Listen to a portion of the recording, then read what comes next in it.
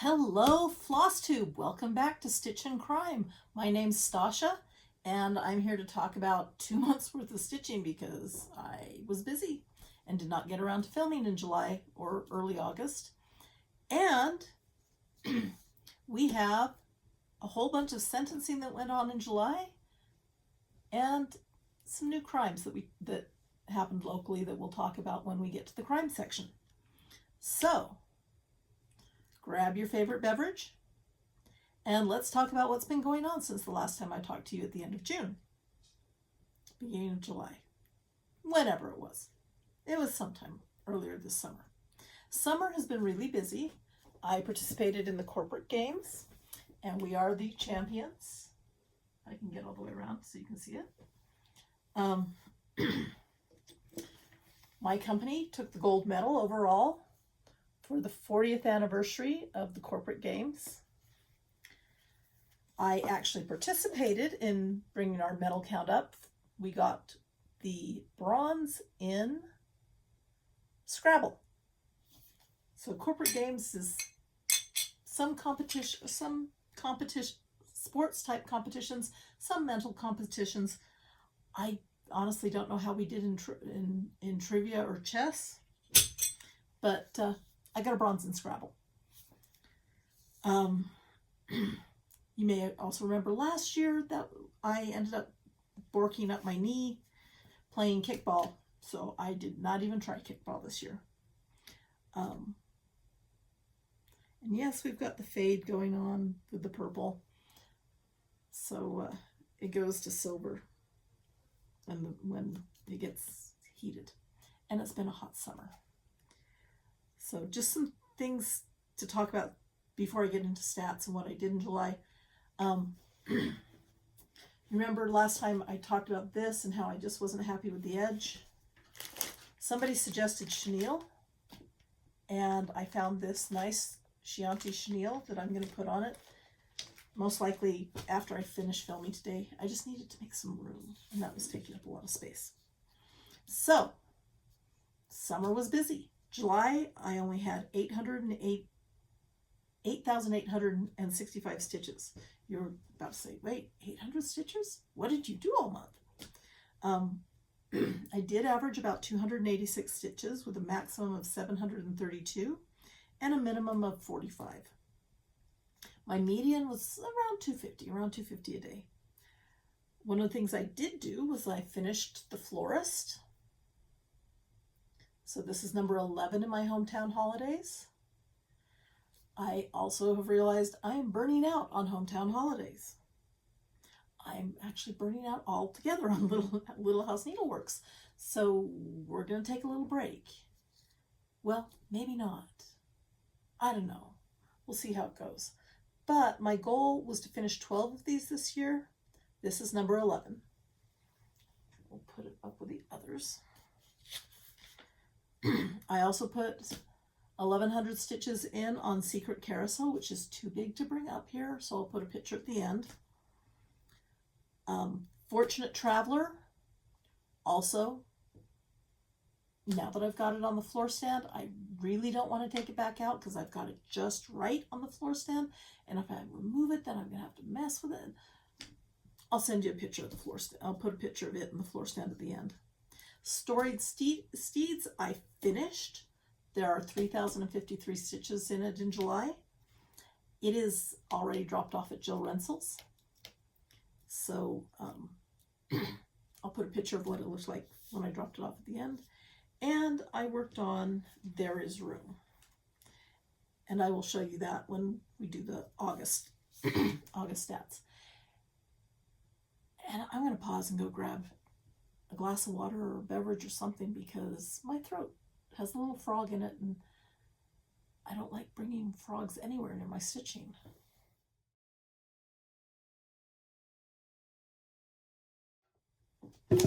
I went down and mixed up some protein powder. This is my latest obsession flavor. It is sour candy watermelon. Tastes just like the sour watermelon candy. I can't find that on Amazon. I get it locally at my Harmon's grocery store. So I don't know where you can get it, but they have another flavor that is like a vitamin enriched one that I'll give you the Amazon link for below. It's their peach one, and it's really good too. So, August. The start of August, the reason I didn't film was I was at the Stitchery Express retreat, and we got some cool stuff there. This was my smalls exchange, the one that I got. No, not the smalls. This was the ornament exchange. So this was the ornament exchange that I got, which I thought that was a cool ornament. This was the bag it came in. Other things that I got at the retreat. We all got a Utah needle minder. Somebody at our table passed out nail files. Because everybody at my table was from out of state and did not realize that Utah is a desert, I passed out lip gloss. Just something to keep your lips wet. Keep them from drying out in the desert. I got this other Utah needle minder. Oh, wow. Those belong together. Keychain, Stitch the Day Away. I got a mug rug, which I'll put my mug on right now. And somebody was giving away these So Little Susie needle minders, so I got one of those too. And somebody brought these really cool frogs. They feel like satin, but I'm sure they're 3D printed. But it feels like a satin fabric. And it's an ort holder. So you can keep your frog contained. And this one is another one of the 3D frogs. Again, feels like satin. And this one's more of a pin cushion. This one's going to go up with the other pin cushions. So this is my new Ort container. So everybody got their stuff in a bag.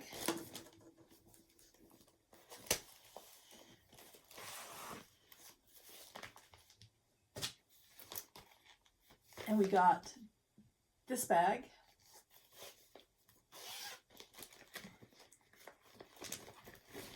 With the Carolyn Manning pattern. This was the pattern we got.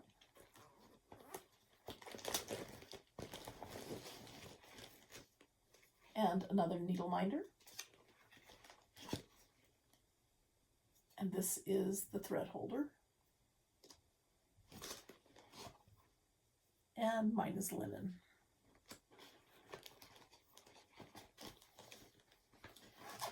So that goes into my to be started pile.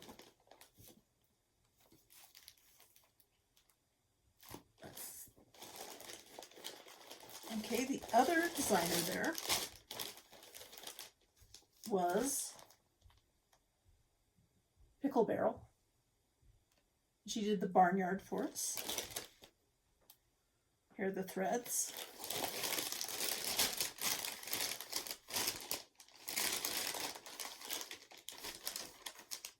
And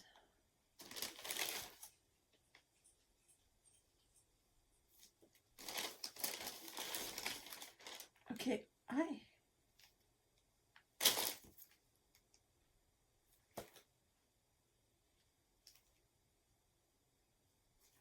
I don't know where these came from.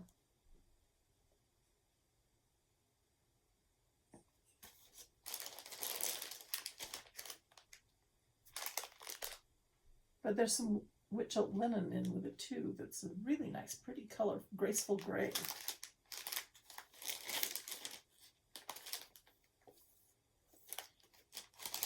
I wonder if I ended up with my daughter-in-law's stuff. No, this is from Pine Needles.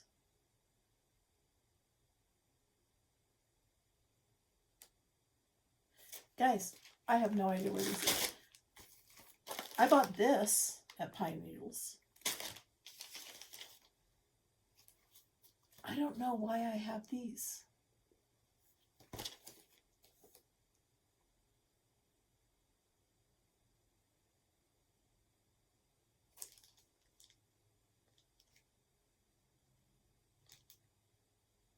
Okay. Why did I buy this?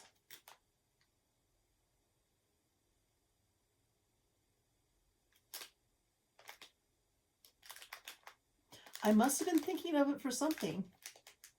Okay, guys, this is why when you buy things, you have to write down what you bought them for. Because that is a very pretty gray. What was I going to do on it?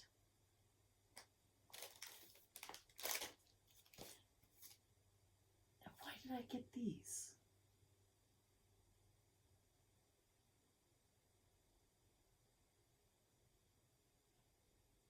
Okay, it does say that you get half of a third pattern in each of these. So that would explain why I bought both of them, but I don't know what I was going to do with them. It probably had something to do with the Pine Needle Stitch-In Night. Anyway, back to Stitchery Express.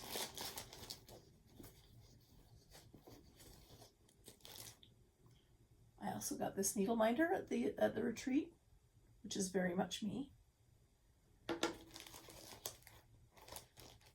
And we got some gingham for finishing the backyard animals. And there's my linen for them.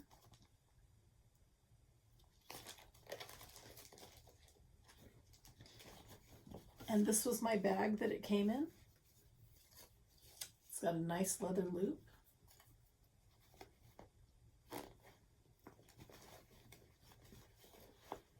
Reminds me of a lumberjack.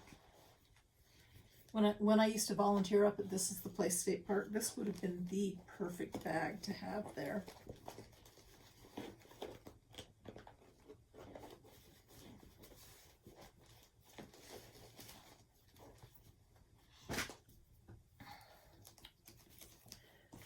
Okay, there are some things on the exchange table up at Stitchery Express.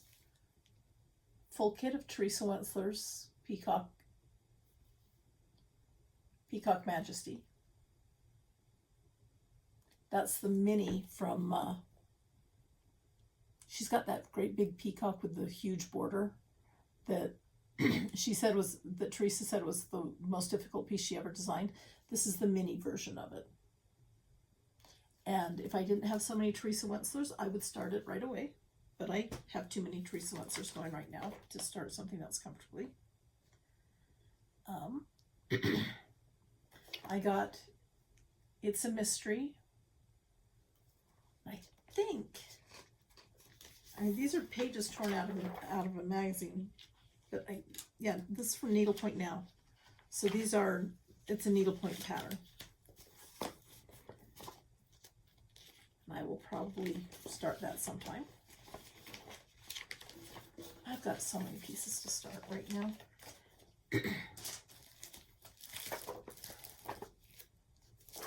Cinderella and Lady. And I got the Ingleside Imaginarium Water Dragon. And I bought this one at Stitchery Express just because I love that. Isn't that cool? Maybe that's what I got the gray fabric for. Oh well. I don't remember. But I thought that was cool too.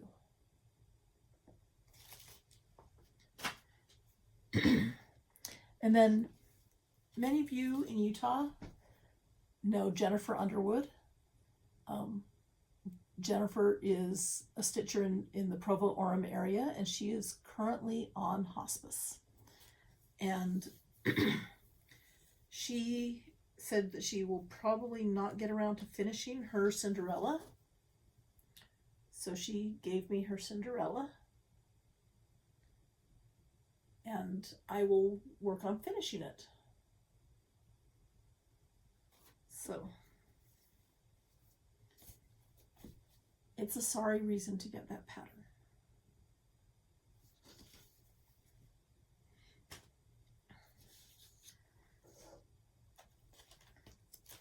Okay, guys. Why did I buy this? I know, okay, so Pine Needles is a shop locally.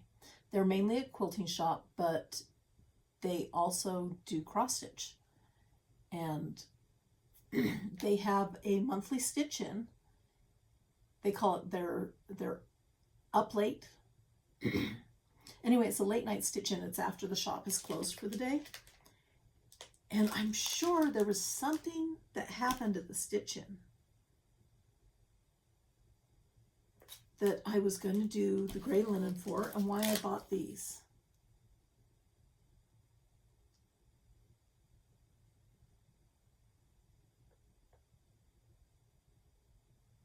There's a stitch bonus chart that is 107 by 32. Grab an extra 157 and 350 DMC floss if you plan to stitch all three of the series.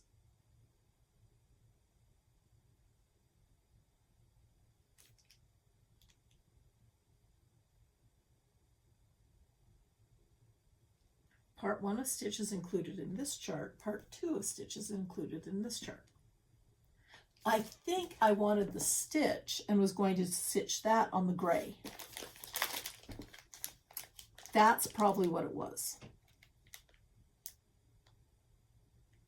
Okay, that mystery is solved, I think, maybe.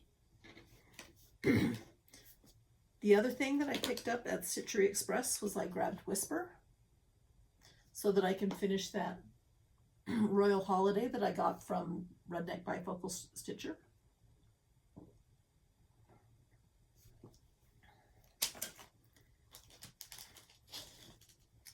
Okay, that was the retreat in August. And I am sorry for those that were looking for me at the retreat in August. I don't know what happened, but I had a zit on my upper lip and it exploded inwards, and all of a sudden I looked like I had collagen implants. I mean, my lips were so swollen and I felt like crap. So I spent most of the time, most of Saturday in my hotel room. And what was sad was Cindy, who organized the retreat, had a heart episode a couple days before the retreat, so she couldn't be there either. And she did manage to come for a couple hours on Sunday. So it was good we all got to see her. We all got to meet her, and everybody that flew in got to meet her. And she's on the mend. But she has said that she may have to take Stitchery Express back to a strictly online shop, that it may just be too much strain to have the retail shop open as well. So they may be moving back to online. And I will say that on the Stitchery Express website, if you don't see it on the website, they probably still have it.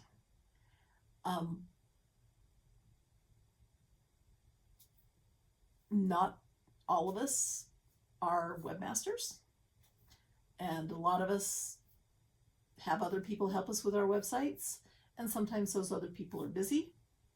So if it's not on the Stitchery Express website, just drop a line, and they will tell you if they have it or not.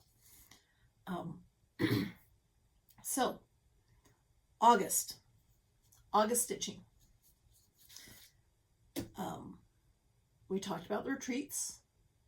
I went to the Pine Needles stitch-in night. I went to both July and August stitch nights at Pine Needles. So August stats. With it being Labor Day weekend and today being September 1st, last night I realized I am only a few hundred stitches short of hitting 10,000. So I totally did a marathon session on my Haid and ended the month with 10,064 stitches. So barely squeaked over the line.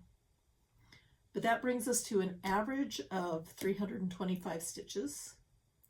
My maximum day was 996 stitches, and that was not yesterday. Yesterday was only 650, but I only needed 650 to push me over that line to 10,000. Well, actually, I only needed 5 something, but 64 stitches over isn't bad. I actually had a minimum day of 0. There was a day with absolutely no stitching because I was playing Scrabble and winning my bronze medal for the summer corporate games. The median stitches, so even though the average was 325, my median stitch day was 303. Okay, so I mentioned earlier that I was kind of burning out on hometown holidays. I did not do a hometown holiday in August at all. Did not touch one. But I did do Little House Needleworks. If you remember, Classic Colorworks came out at the Nashville Market with this color pack of apple cider, green tea, and sparkling rose. Maybe it's rosé, because they all seem to be drinks. So, apple cider, green tea, and sparkling rosé. And Little House Needleworks did a freebie pattern to go along with it. So I stitched up the freebie pattern, and I know this fabric was supposed to be the other pickle barrel design fabric that I was supposed to do my other pickle barrel design on, and I didn't, because when I was dropping Storied Steeds off at Jill Rensel, I got this cute little frame, and I knew that if I stitched it over one,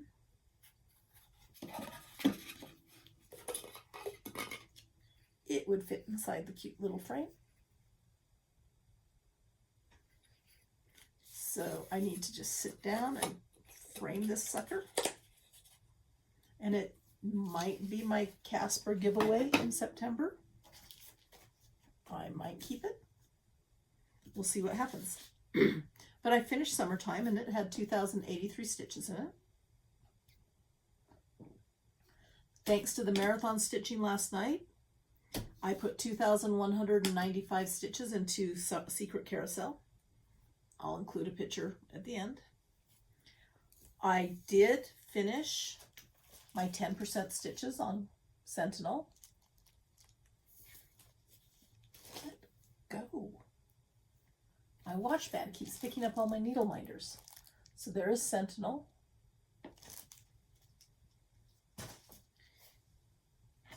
And here is Sentinel. I did it on a different picture, this plus fabric. I believe this is Storm. So yeah, I started this back when Picture This Plus was pretty much the only fabric dyer out there. And now we have so many choices.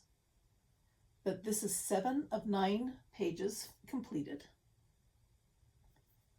including the little bit of white stitching that was part of page 9. The only thing on page 9 is that tail end of white right there. Can you see it? That's all of page 9. So I have page 5 and page 8, and then this puppy will be done. However, I have finished my 10%. And I have other pieces that are closer to a finish that are ahead of it in line. So that will not see the light of day until 2026. Then my Whip Go piece for August was Mother's Arms. So I finished my 10% for the year in Mother's Arms.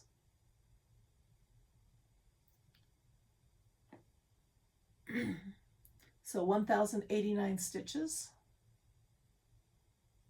got her to where I will touch her again in 2026.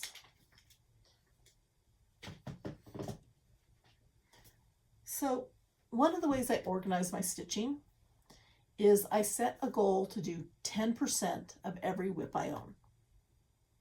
So if I do 10% of every WIP I own, the longest any WIP will ever take me is 10 years. Some of the baby stitchers are going, wait, 10 years on a WIP? Why would you spend 10 years on a WIP? I usually don't spend 10 years on a WIP. But what happens is, being an ADHD stitcher, I start something, I put about 700 stitches in, and then I forget it exists. It's gotten better since I've done the spreadsheets. It's gotten better since I keep track of where all my WIPs are. I tend to finish things a lot faster that way. But the longest any WIP will take is 10 years, because I try and do 10% on it. Now, mind you, there are things that have been going for over 10 years, like Sentinel.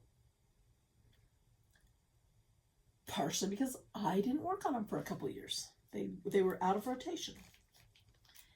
But some things are small, some things get done fast, some things you pick them up, you can't put them down, you hyper-focus on them, you finish them. Right now, I cannot wait to work on Goblin Market again. It is so close to being done. There's a lot of backstitch on it, but I plan to put some time in on Goblin Market in September. So, but this is one of my July new starts. I finished Storied Steeds so I could have a new start. I started There Is Room. In July, I put in 500 stitches on it, and in August, I put in 962 stitches on it. This is the fabric. I don't remember what the fabric is. I'm sure I have notes on it somewhere. But the thread is Taste the Rainbow from Live and Die LA.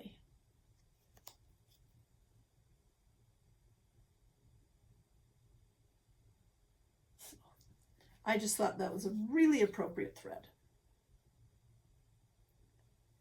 And Charisse has already called the pattern for after when I'm finished. So I can't do 10 years on this.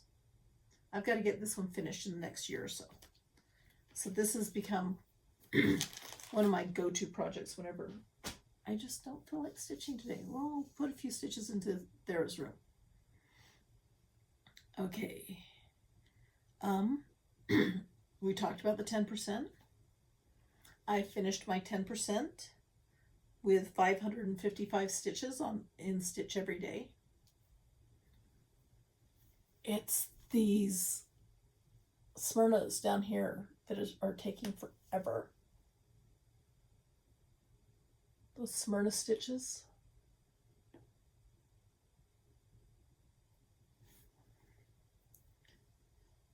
So it is that is a variegated white. And this is what it started as. I will probably frame it because I don't know how to do a drum. I don't know, maybe I'll learn how to do a drum. But you can see I'm about a quarter of the way through. And then 555 stitches, finished my 10% on Summer Needle Roll.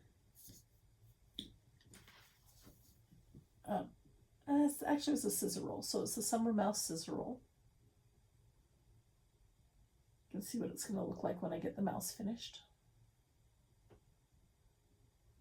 I've got most of the green stitched. Started in on the birdhouse square.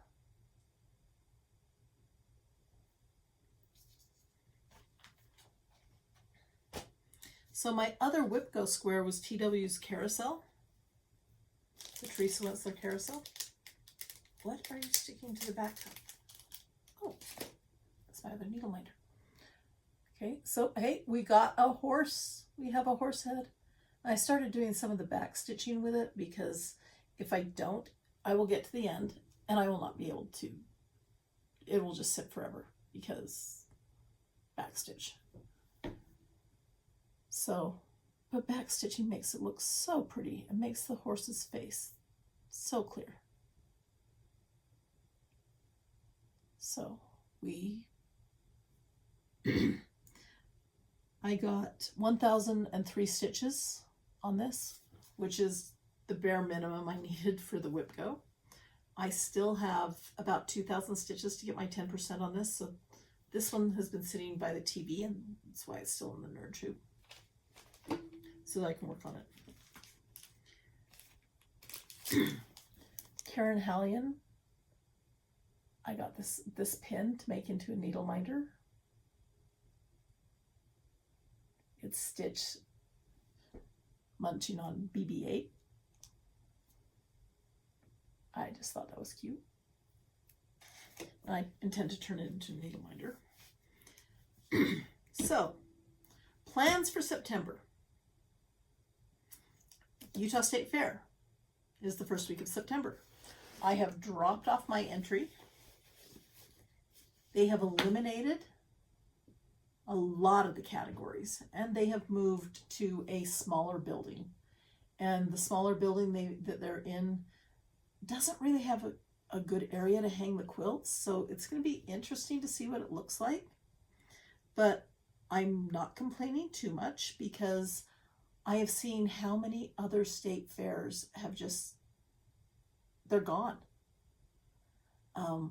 It's not a thing anymore.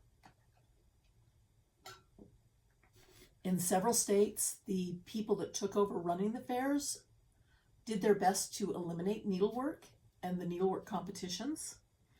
Part of the problem is I understand that a lot of places have difficulty getting judges. We're lucky that we have a really strong EGA chapter and a strong ANG chapter in Utah, and both of them supply judges. We also have a lot of designers in Utah who supply judges. But I entered the companion piece to this. They no longer give points for original design, which kind of sucks because the piece I turned in was a Bargello star sampler. This was the pattern I originally got, and then I got thinking, you know what? I could do my own. And I did my own, and that's what I entered, was the companion piece to this. So also in September is the Crazy Woman Retreat, and I am going up with my daughter-in-law to that. And I did not get the pieces ready that I was going to show you to go to the retreat.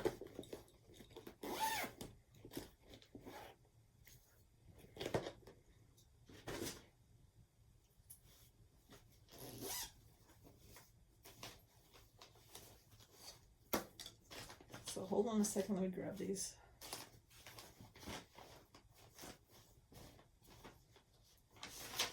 Okay. Okay, before we talk about retreat though, Whip Go for this month is Fortunate Traveler, which is downstairs on the frame, nicely mounted on the floor frame. I'm not going to bring it up, I'll put a picture at the end. And just in time for Halloween, Tonight We Ride.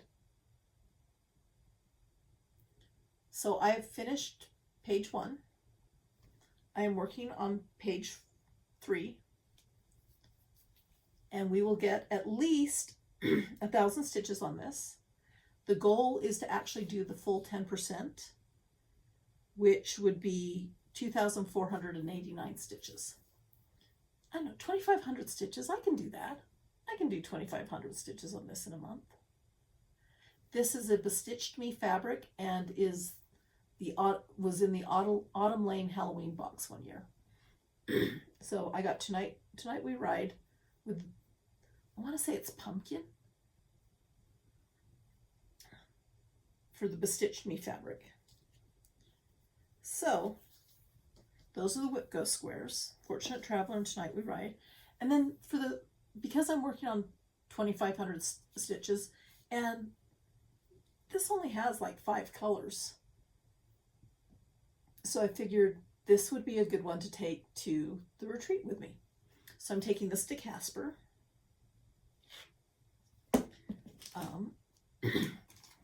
The goal was at least 12 of the hometown holidays. So I have the mercantile ready to start. We'll push through. We'll push through and get at least 12. So we'll work on that one. Then the other pieces I thought of taking to Casper. Alice in Wonderland. Absolutely no color changes here. The only thing you can get lost on is the counting. This is where I'm at.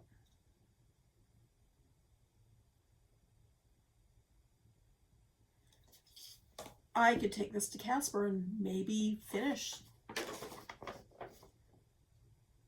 See, 1, 2, 3, 4. I might be able to finish page 4. I mean, it's just those roots. Just the roots under her feet.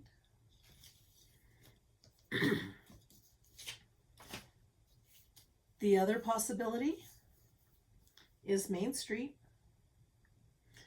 This was a 4-part series in Just Cross Stitch magazine. In the 80s, I did a piece called The Button Vendor that Just Cross Stitch published that's very similar to this. And I got a fabric that looked very close, and I figured I will get this framed fairly close to how I framed The Button Vendor and put them together. So I'm on the 3rd building. This is one of those that I've started working on before I started doing the 10%.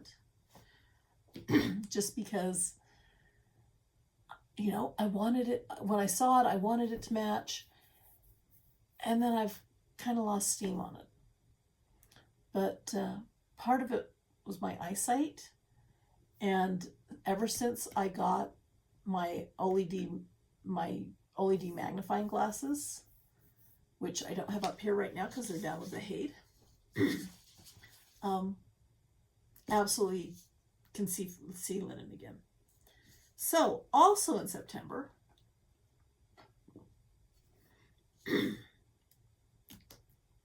I have 2 Monopoly games started.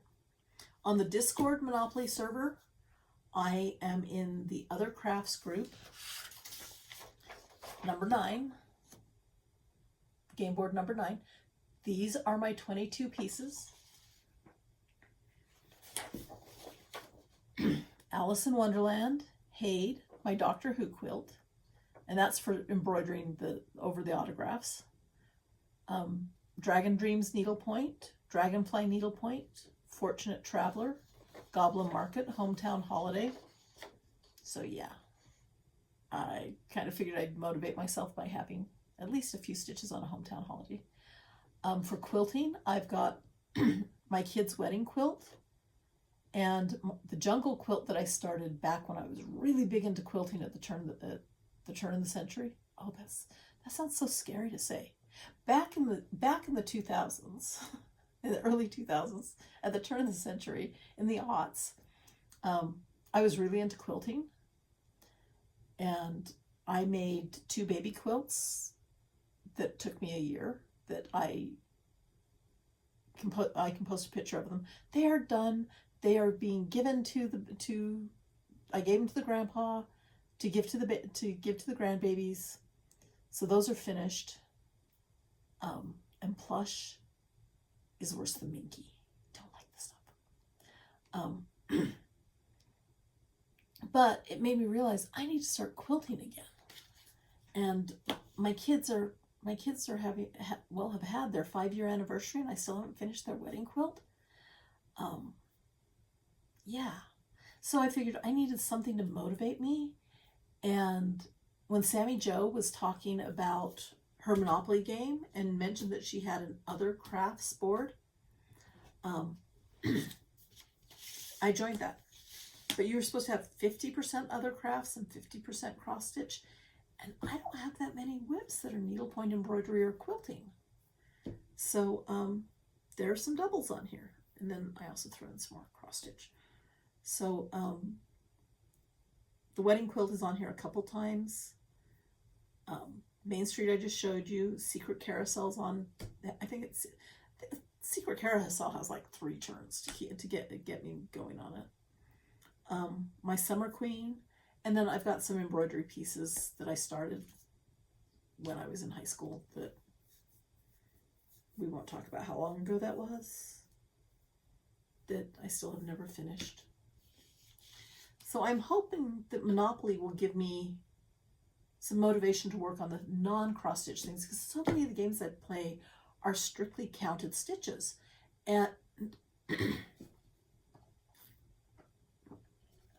And needlepoint specialty stitches don't really lend themselves to counting. I also put on here a lot of my Teresa Wentzler's, because you can spend 3 hours on a Teresa Wentzler and get maybe 100 stitches in. Normally I am 100 stitches in 12 minutes. But when you get the confetti and being so precise on the blends and everything, and trying to lay your blended threads really nicely so that you see both colors, Teresa Wentzler's just take more time. My Patricia Allison Dragon Carousel, I don't think I'm even going to touch it this year. I need to get some of the, I'm driving myself crazy saying I need to get some of my Teresa Wentzler's and heavy confetti pieces finished before I move that back in. Room at the Table has a spot on my Monopoly board because I'm trying to get that finished. And then when I mentioned I was playing the Discord Monopoly, somebody said, oh, well, we should do a Facebook Monopoly. Guys, I'm trying to get off Facebook. It's been sucking up too much of my time, and there's nothing good on it anymore. I mean, there's the stitching games, but my feed, I don't ever see people on my feed anymore. It's all reels and ads and celebrities and political shit. Sorry, bad word. No, I don't edit, so you'll get bad word. My extent of editing is splicing pictures together. One of these days I'll learn how to edit. Maybe I'll have more than 500 followers if I learn how to edit. But one of the things that hit me when I was making the baby quilts is because I have this section of my craft room set up for filming, there's no room to craft in here. And I was complaining about it to my husband, and he said, well, you know, we don't entertain anymore. Why don't you take a section of the formal dining room? So he has set up a section of the formal dining room for me to be in, to me to film. So this is the last film I'm doing in here, and then the next one will be downstairs, and maybe I'll be able to actually film more often. We'll see. Okay, those are the September plans. So moving the studio area. I actually have the pieces of the wedding quilt, if y'all want to see that. So this is the quilt pattern she picked, except for she didn't want pink. So for the pinks, we have blues. So this is the remaining fabric. That's the border. And there's the grays. I had a really good neighbor who cut everything out and labeled it for me. So here's the top and bottom border pieces.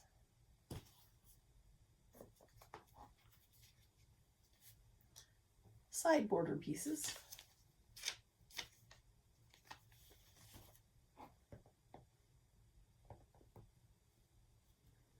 main blocks, accent blocks,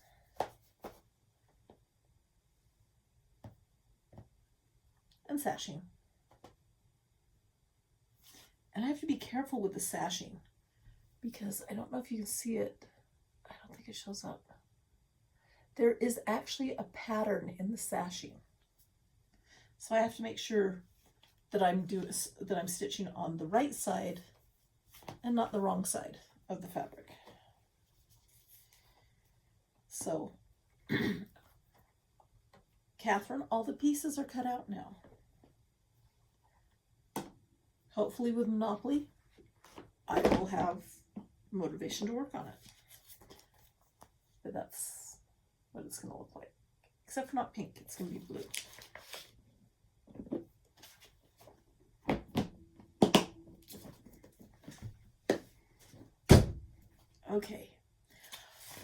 Okay, that is the stitching portion, and we are already 40 minutes into it.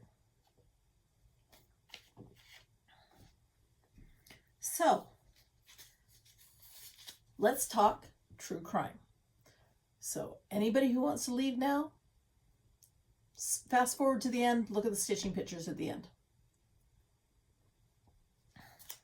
So, in July, in true crime, we had the sentencing for 3,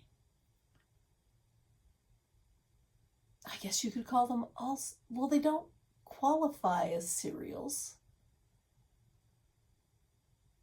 because, well, okay, Lori is a family annihilator. Jeremy is a family annihilator. BK is just nuts. So, sentencing. The first sentencing was in Idaho. Jeremy Best, just a quick summary of his situation. Jeremy is bipolar and was having an incident where he took off all his clothes and went into the local convenience store. Think Stop and Shop, not as nice as Buc-ee's, 7-Eleven, Maverick. No, Maverick's more along the Buc-ee's line. Anyway, he went into his local convenience store and had no clothes on and was just wandering around the convenience store with no clothes on. The cashier called the police. The police came, took him to the hospital, who called his wife to come pick him up because they didn't see anything wrong with him other than he was not wearing his clothes. So his wife came and got him, took him home.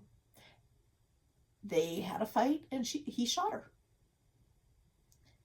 And she was pregnant with their second child. Authorities suspect that it was the stress of a second child that may have thrown him over the edge mentally.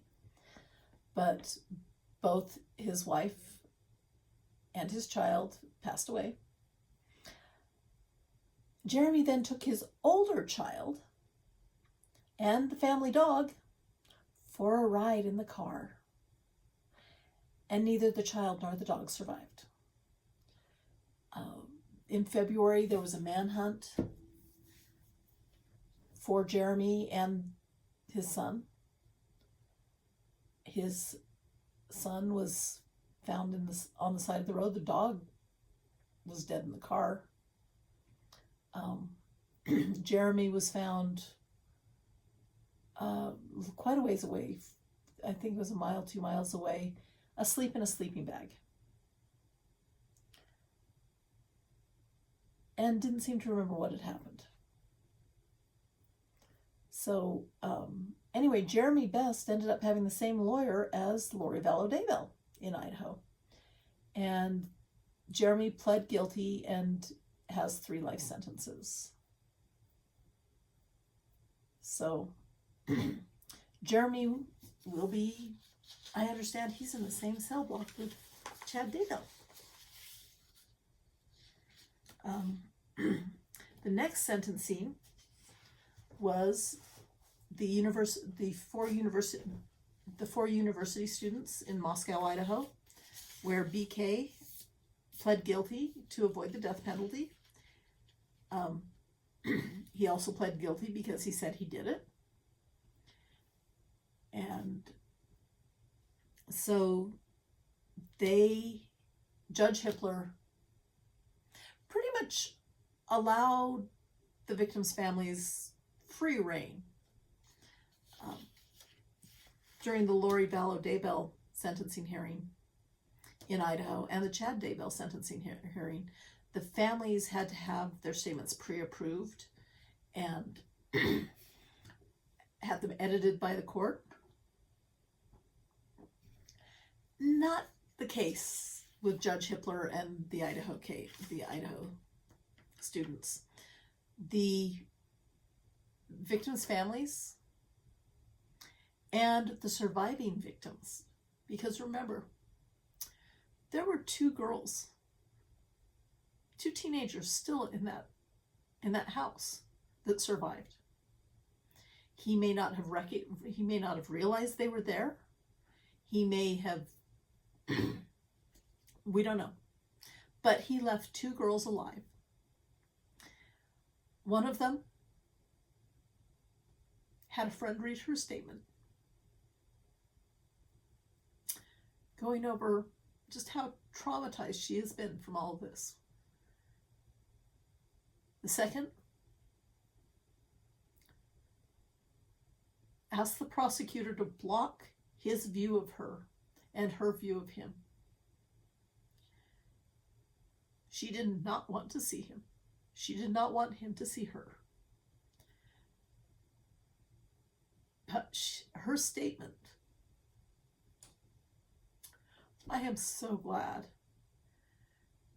that these two girls, these two survivors, do not have to go through a trial, do not have to go through years and years and years of appeals, and can hopefully move forward with their lives.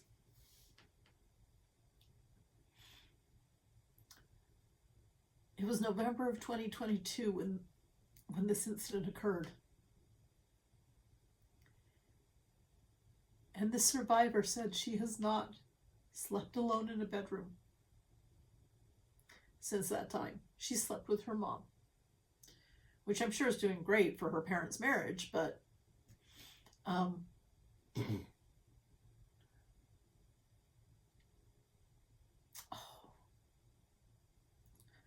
I just really hope that she's getting the help. And part of the restitution that the victims' families can file for is the anticipated cost of therapy. The judge has given the deadline. The deadline should be coming up for when the families should be listing their restitution. The judge specified funeral expenses, ongoing therapy, any medical bills, any court costs and legal costs. Judge Hippler, if you don't listen to anything of the BK trial, and we are not using his name anymore. The victims' families have asked that we say the names of the victims and not the name of their perpetrator. He can be a number, he can be initials. And the funny thing is when they started calling him BK, I immediately started thinking of BTK and got thinking, you know what? Even BK, he's not special. Somebody else already has those initials out there.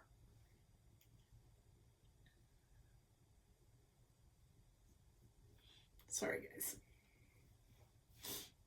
This one really made me emotional. And if you want the two talks that I would listen to, the two victim impact statements I've listened to, the surviving victims Dylan's statement. And Olivia Goncalves. Olivia's statement is amazing. And then Judge Hippler's statement. Just on the impact that this has had on the community.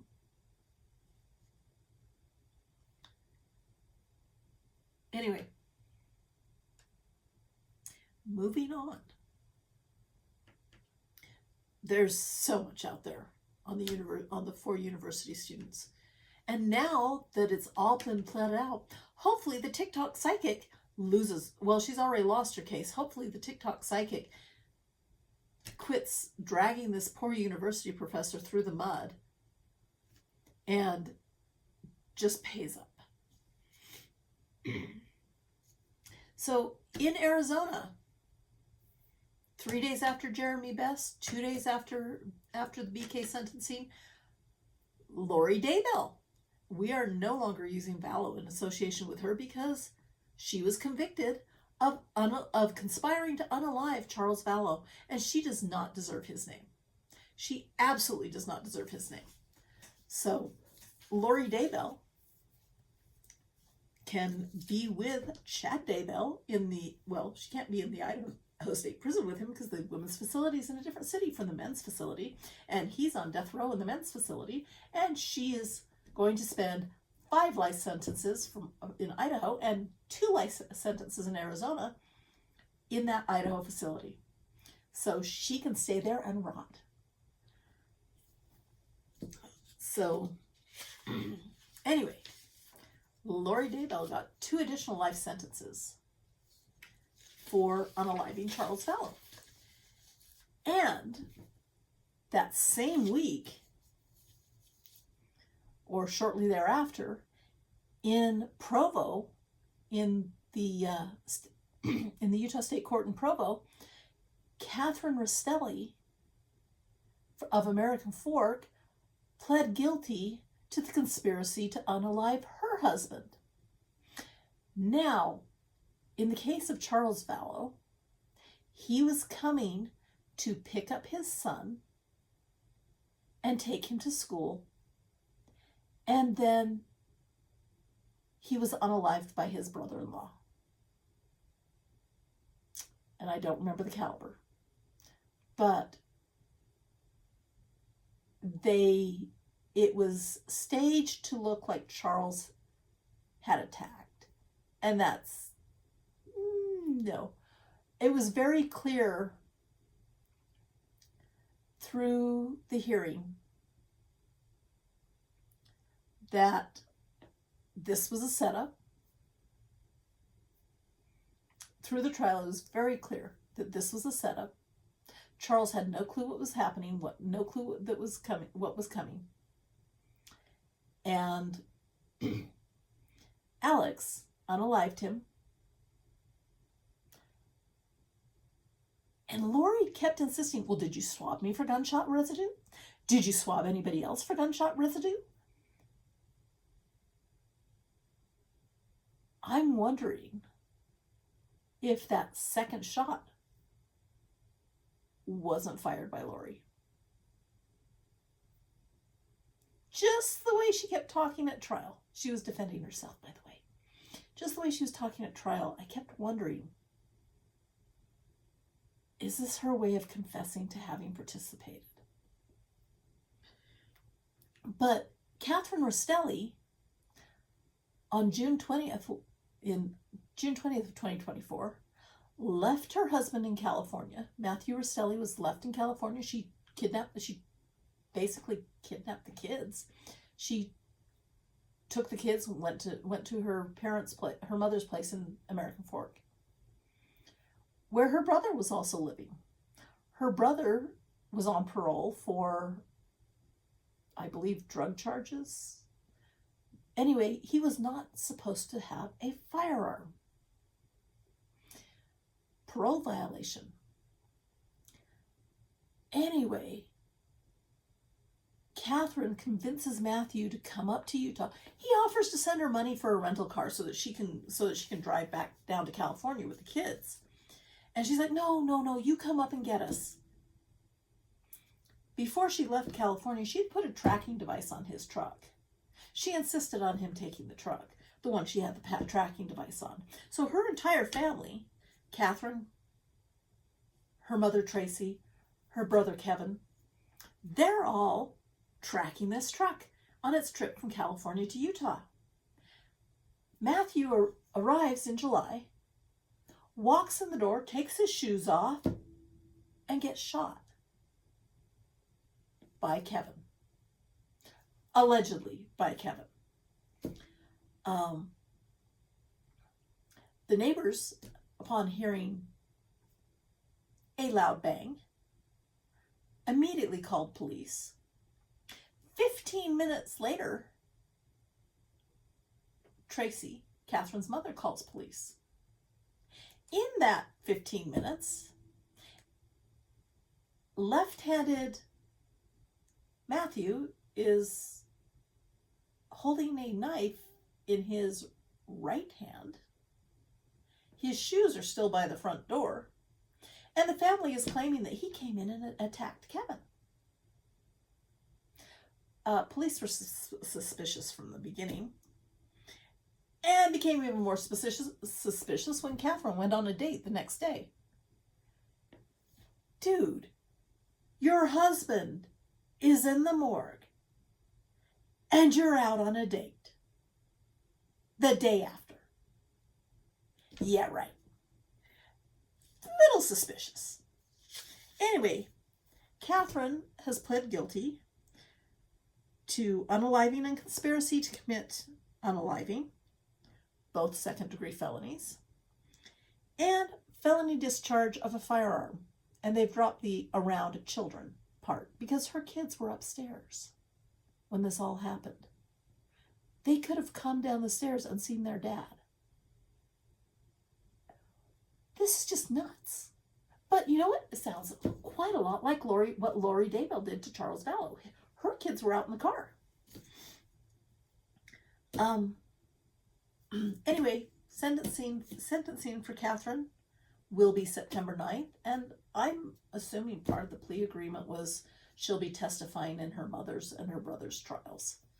And those are, I don't know if, I'll have to double check dates, but I know they've had their pretrial already.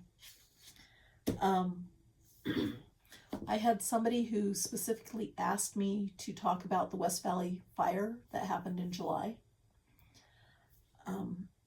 In West Valley City, there was a fire that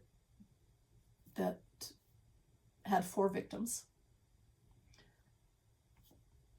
Mayor Bravo Gill, who was 33.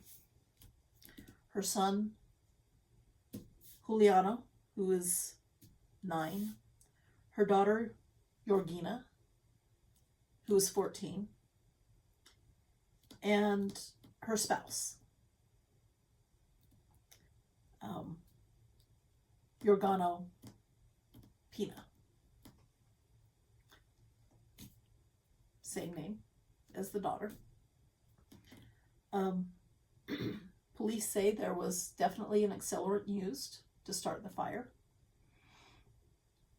And I have not been able to find any details on cause of death.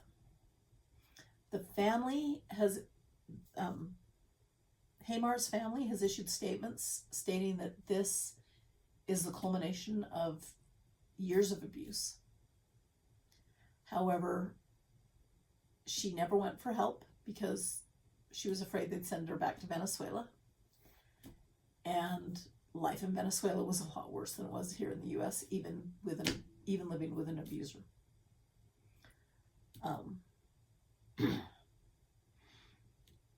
Anyway,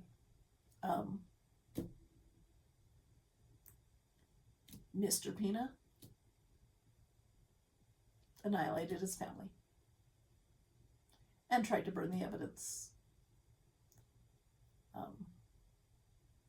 Obviously started the fire before unaliving himself. But that is what I was able to find out about the West Valley fire. The domestic violence hotline is there. Guys, I realize politically right now it is a very scary time to call anyone for help if you are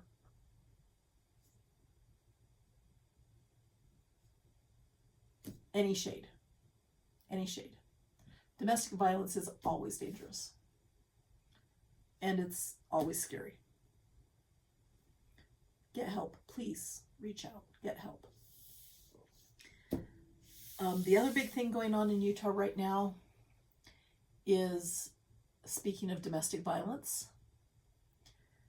in Tremonton on August 17th, there were several hang-up 911 calls made. 911 was able to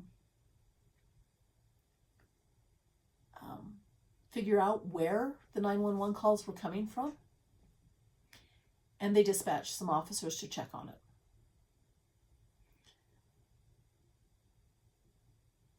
The two arriving officers, Sergeant Lee Sorensen and Sergeant Lee Sorensen and Officer Eric Estrada, not the actor, they're spelled differently. The two officers were ambushed.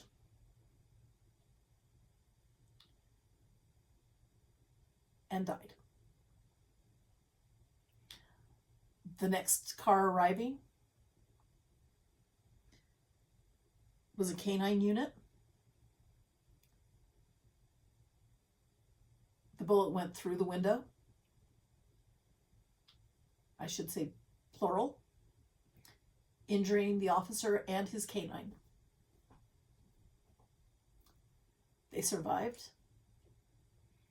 And as a show to the community, and just kind of to help the community feel better, they were at the Weber County Rodeo later in the month.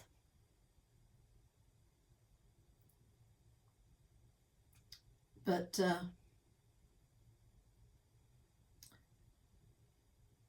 the suspect has had his preliminary hearing. He has not been granted bail. He was arrested and charged with aggravated unaliving and multiple other offenses. The offenses he was on probation for from last April, the domestic violence charges, have been reinstated. So he has 2 trials that he's coming up with. The ones with the death penalty and the domestic violence charges.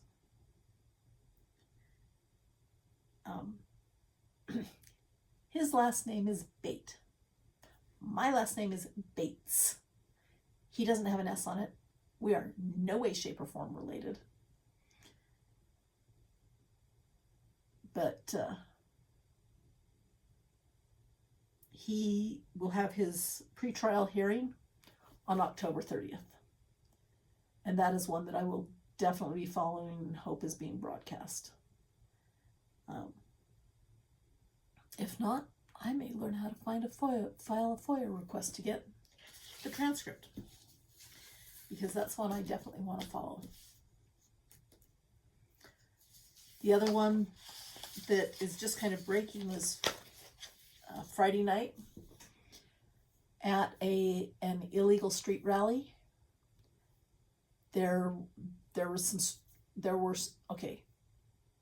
Street racing is illegal in Utah. At a street race in a rural part up near Ogden, 3 people were shot, including one of them being a 5-year-old child.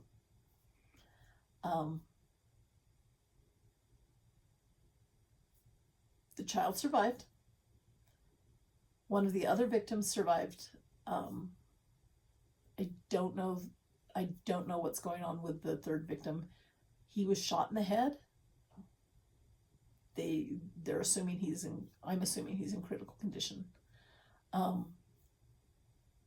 But as news comes out on that, I'll be following that one. Hopefully we'll have a calm fall, because FanX is coming up later in September, and I'm going to be busy with that. So I will be busy with FanX then. So I may do a test run when we move the filming equipment down into the dining room. Other than that, I'll see you at the end of September, start of October. Have fun stitching.